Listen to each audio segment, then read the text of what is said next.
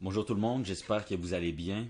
Donc, on se revoit pour un autre update du marché des cryptos. Donc là, depuis le dernier update, j'avais dit que ça prenait un weekly close au-dessus de 47 700 pour valider la thèse. Et là, on l'a eu. Là, le vidéo que je fais en ce moment est un petit peu en retard. Là. On est déjà mardi. Mais sinon, c'est ça. Moi, dimanche à 20h, je regardais ça pour voir si on allait closer par-dessus. Et on a réussi à le faire. On a closé à 48 200 la semaine, alors qu'il fallait closer au-dessus de 47 700.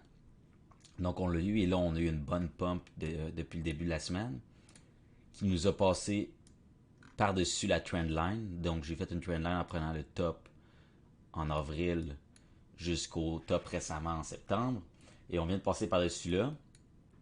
Donc là, moi ma job ici, elle est pas mal faite. Je veux dire, la thèse est confirmée. On devrait avoir des nouveaux all-time highs en fin de l'année. On peut voir que notre support que je parlais de la 20-week moving average a bien soutenu.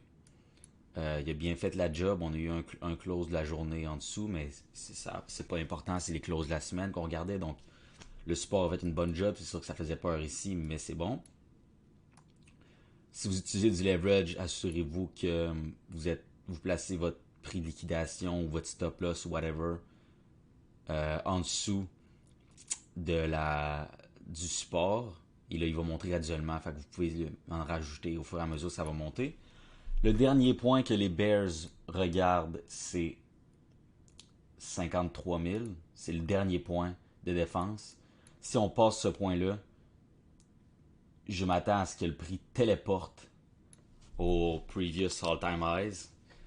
Parce que à partir de ce moment-là, qu'on brise ça, si ça arrive, ben quand ça va arriver en fait, là, euh, toute la thèse, toutes les différentes thèses de pourquoi tu pourrais être bearish sur le marché, pourquoi tu penses que le marché va descendre, ils sont invalidés lorsqu'on passe ce point-là. Donc, tu sais, ici, tout le monde dit, ah, c'est un dead cat bounce, c'est un dead cat bounce. Mais en réalité, ça peut pas être un dead cat bounce, ça, si on repasse par-dessus. Donc, comme je vous dis, c'est le dernier point de défense, c'est le dernier point à garder, 53 000. Je pense que ça va être une. Quand que ça va passer, là, très très très confiant que on va faire des nouveaux all-time highs. Je vais vous parler euh, de quelque chose aussi.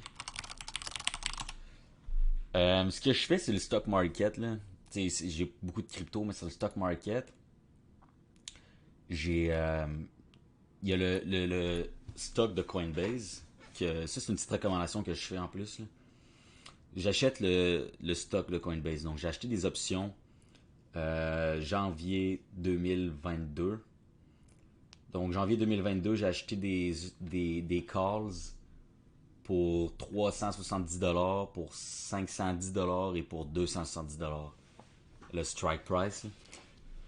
Donc, je ne vais pas expliquer c'est quoi les options ici. Là. Vous n'êtes pas obligé d'acheter des options comme je fais. Vous pouvez juste acheter l'action. Mais selon moi, si la crypto performe bien dans les prochains mois, ben, le stock de Coinbase, qui est un gros échange, là, le stock de Coinbase va bien performer. Donc, juste une petite recommandation. Si vous n'y avez pas pensé encore, là, peut-être que de pogner des stocks Coinbase, c'est une bonne idée. Moi, je l'ai fait la semaine. Je l'ai fait dans le fond lundi. Parce que c'est ça, dimanche, il y a eu la thèse qui s'est faite confirmer. Il fallait que j'attende que les marchés ouvrent lundi. Donc, c'est ça. Coinbase, là, ça pourrait être une très bonne idée de le, en prendre un peu. Donc, c'est tout pour moi. On va se revoir bientôt pour un autre update. À la prochaine.